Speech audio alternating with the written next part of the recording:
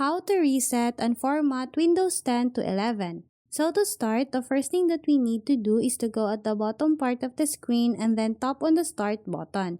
In here, we'll have to tap on the Settings option, and then if you don't see the Settings option here, simply type it on the search bar. Once you're done with that, under Settings, we'll have to go on the left part of the screen and then tap on the System option.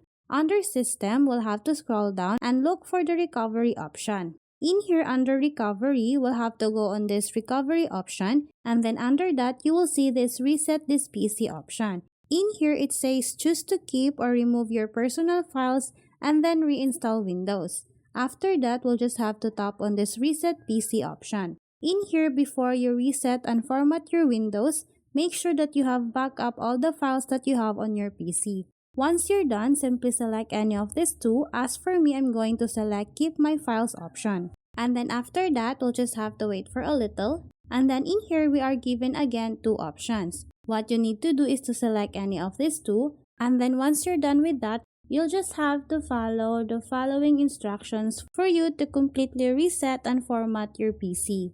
So that's how easy we can reset and format Windows 10 to 11. Thanks for watching, and if you find this video helpful, please don't forget to subscribe, hit the like button and then the notification bell so you won't miss any of our future videos. See you on the next one.